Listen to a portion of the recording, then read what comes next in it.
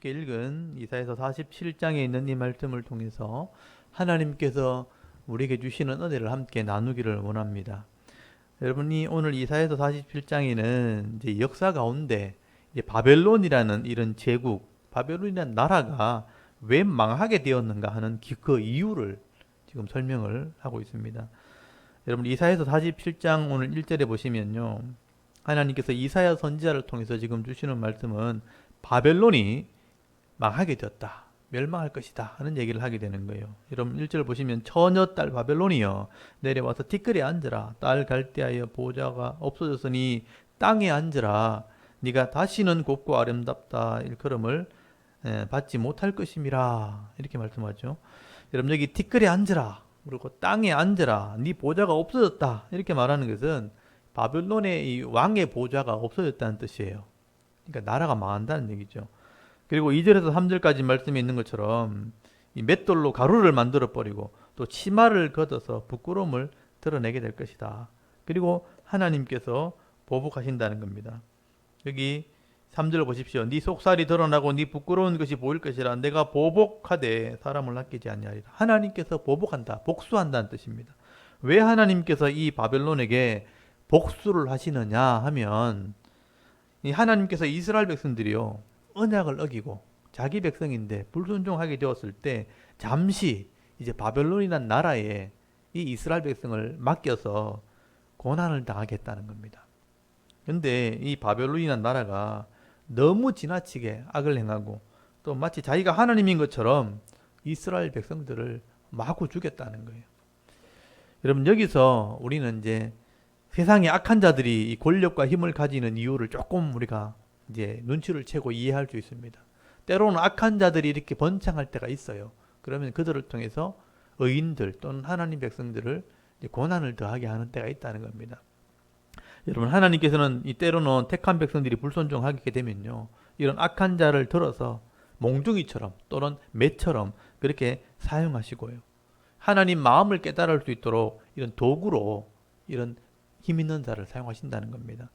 그런데 여러분 이런 악한 자들이요. 이런 힘과 권력을 가지게 되면 하나님이 하시는 일을 좀 이해하면 좋겠는데 그런 악한 자들이 없다는 거예요. 이런 악한 자들은 하나님께 감사하지도 않고 그 힘과 권력으로 계속 악을 행하거나 더 악을 행함으로 결국은 역사 속에서 잠깐 동안만 쓰임받고 이렇게 사라지게 된다는 겁니다. 그래서 여러분 5절 말씀을 한번 보십시오. 딸 갈대여 잠잠히 앉으라. 흑암으로 돌아가라. 네가 다시는 여러 왕국의 여주인이라 일컬음을 받지 못하리라. 전에 내가 내 백성을 노하여 내 기업을 욕되게 하여 그들을 네 손에 넘겨 주었거늘 네가 그들을 긍휼히 여기지 않냐고.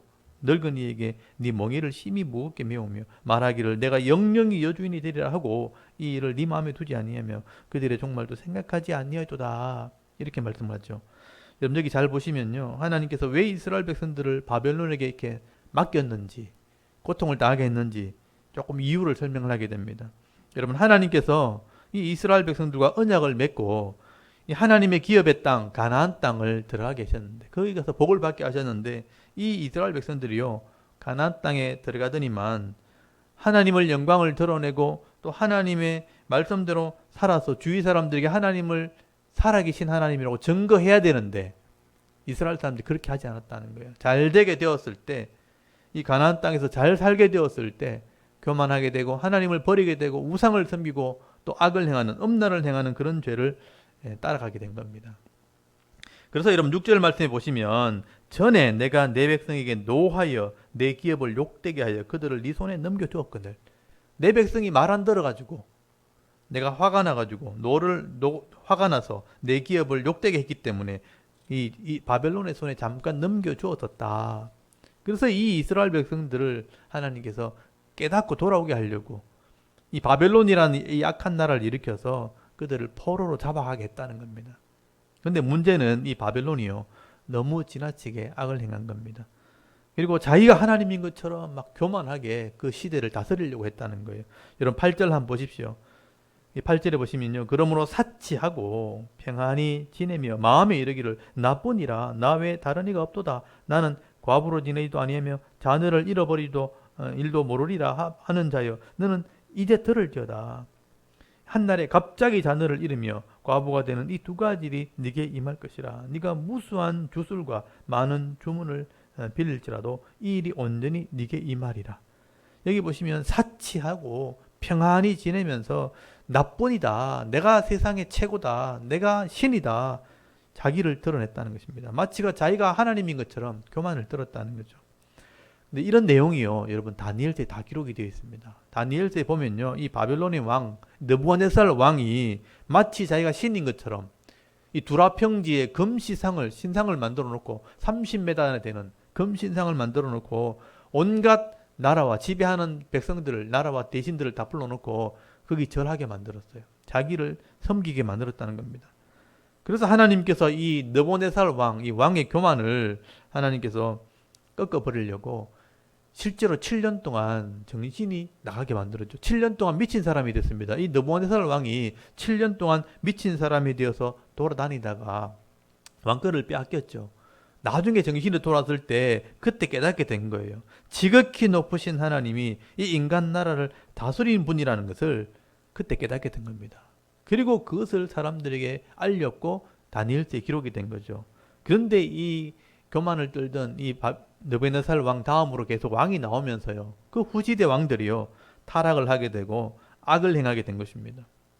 그래서 바벨론의 마지막 왕인 벨사살 왕이요, 해와 달과 별들, 신들을 노래하면서 성전의 기명을 가지고 나와가지고 거기 술을 퍼마시고 악을 행하게 될 때, 음란을 행하게 될 때, 이때 하나님께서 이 바벨론 나라를 내가 심판하겠다 하는 것을 보여주려고 갑자기 손가락이 나타나서 벽에 글자를 막 쓰는 일들이 벌어지게 되죠. 그게 표적으로 나타난 게 다니엘서에 기록된 겁니다. 그래서 다니엘이 그 벽에 써있는 글자를 해석을 해주죠. 메네 메네 데겔 우바르시니라. 하나님의 저울에 네가 달아보니 네가 모자라게 되어서 흩어지게 될 거다. 나누어지게 될 거다. 하나님의 이 믿음의 저울에 너희들이 모자란다. 그래서 이 나라는 나눠지게 된다. 흩어지게 될 것이다. 심판하게 될 것을 말씀하게 된 거예요. 그래서 결국 이 벨사살 왕 때 페르시아 고레스가 이 바벨론 성을 점령하게 되었고, 이 고레스가 이 벨사살을 죽이면서 그 바벨론 성이 무너지게 된 겁니다. 여러분, 이런 이야기가 실제로 다니엘서에 다 기록이 되어 있고요, 실제 역사서에도 기록이 되어 있습니다. 이렇게 바벨론 왕은 이 세상의 권력을 가짐으로 자기가 모든 것을 다 할 수 있는 것처럼 교만하게 될 때, 이 하나님을 바로 깨닫지 못하고 하나님이 기회를 주었음에도 불구하고 악을 행하면서 하나님인 것처럼 교만할 때 하나님이 그 권력을 다 빼앗게 되었다. 그리고 그 다른 사람에게 그 권력을 주게 되는 겁니다. 여러분, 하나님께서는 이렇게 바벨론 왕에게 말씀을 하셨지만 사실은 이 땅에 있는 모든 권력자들에게 이 말씀을 주시는 거예요. 하나님께서 이 땅을 다스리실 때 권력을 주어서 이 땅을 다스리게 할 때는요, 약한 자를 위해서 그 권력을 사용하라고 이 권력자들에게 힘을 주시는 것입니다. 그래서 여러분 10절을 한번 보십시오. 10절에 보면 네가 네 악을 의지하고 스스로 이르기를 나를 보는 자가 없다 하나니 네 지혜와 지식이 너를 유혹하였습니다. 네 마음에 이르기를 나뿐이라 나 외에 다른 이가 없다 하였으므로 재앙이 내게 임하리라. 그러나 네가 그 권한을 알지 못할 것이며 손해가 네게 이르리라. 그러나 이를 물리칠 능력이 없을 것이며 파멸이 호련히 네게 임하리라. 그러나 네가 알지 못하리라. 이렇게 말씀하죠.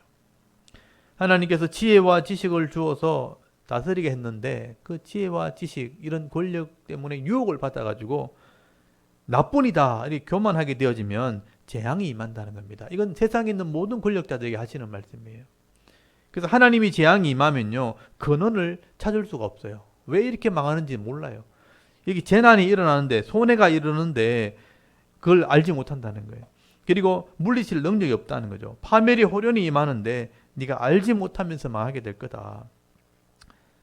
이렇게 여러분, 이 당시 고대 시대는요, 왕들의 말이 곧 법이었고 왕의 명령이 모든 사람을 다 굴복하는 그런 명령들이었기 때문에 이 왕이 그만큼 교만할 수밖에 없었다는 것입니다.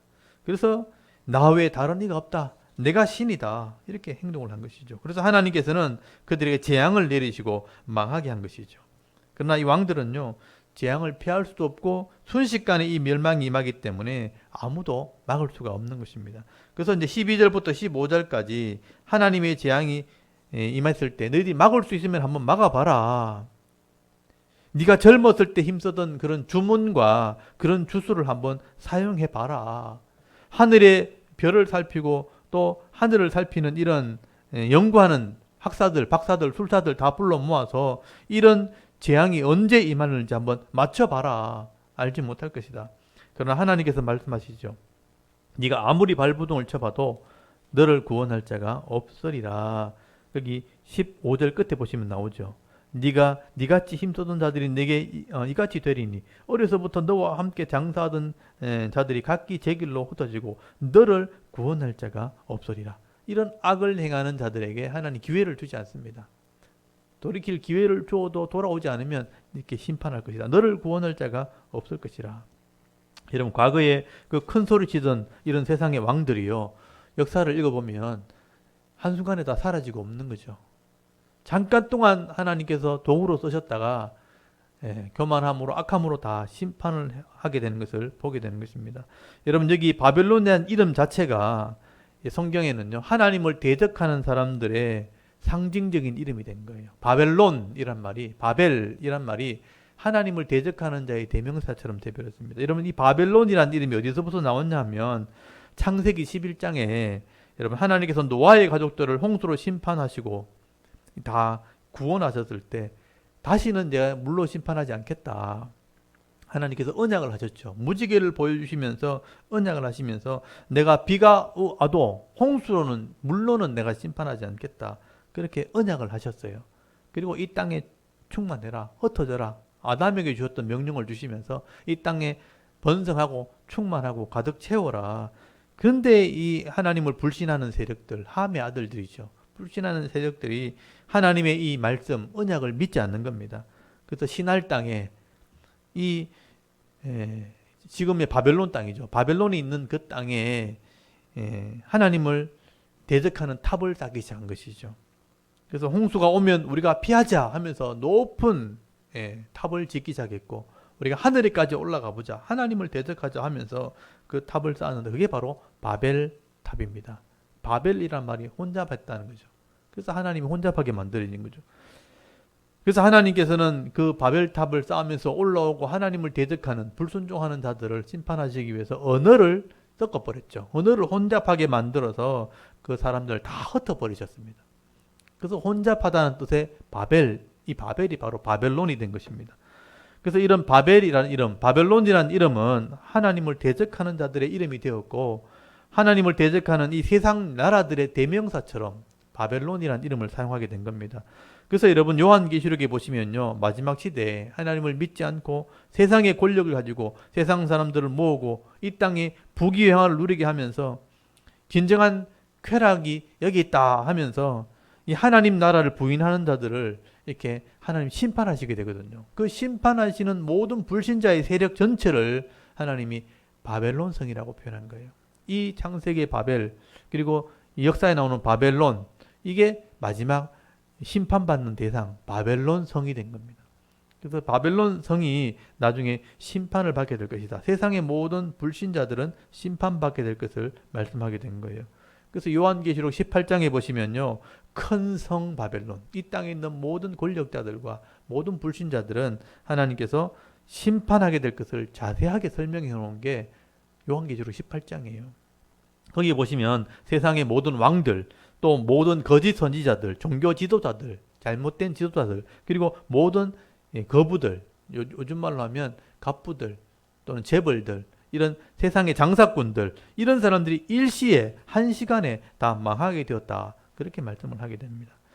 그래서 여러분 결국 어느 시대든 간에 이 하나님께서 주시는 이런 힘과 이런 능력과 이 재물과 이런 권세를 가지고 자기 것인 것처럼 착각을 하고 하나님을 대적하는 자들은요. 심판을 받아왔고 반드시 심판을 받게 된다는 것을 여러분 기억해야 되는 겁니다. 여러분 이 땅에서 하나님께서는 이 세상의 왕들이나 이런 지도자들에게 힘과 권력을 주시게 되는데 그 이유가 뭐냐 하면 결국은 악한 자들이 폭리를 취하거나 또는 법을 어기면서 자기 욕심을 채우려고 하는 사람들을 막아야 되는 거예요. 그래서 권력자들에게 권세를 주는 겁니다. 법적인 권한을 주고 물질의 권세를 주는 겁니다. 물질의 권한을 주는 거죠. 그래서 예산을 책정하고 법의 테두리 안에서 그들을 막는 이 공권력을 가지게 되는 겁니다. 이런 걸 가지고 주시는 이유가 뭐냐면 그런 권력으로 악한 자들을 막아가지고 약한 자들, 가난한 자들을 보호하라고 그런 힘과 권력을 지도자들에게 주는 거예요. 옛날에 왕들에게 주었던 겁니다. 그런데 그 힘과 권력을 가지고 자기 자랑거리로 삼게 되고 또 다른 사람을 짓밟는 그런 도구로 사용하는 자들은요, 반드시 그 대가를 지불하게 되고요. 역사 가운데 심판을 받게 되는 겁니다. 그래서 오늘 바벨론 성이 그 시대의 신바벨로니아 제국이라고 명성을 떨쳤던 이 신바벨로니아 제국이 오늘 이사야 47장에 왜 심판받는지 교만함 때문에 심판받았다고 기록을 하고 있는 겁니다. 그래서 여러분 이 지혜서에 보면 잠언서 21장 4절에 보면 눈이 높은 것과 마음이 교만한 것과 악인이 형통하는 것은 다 죄니라 라고 기록되어 있어요.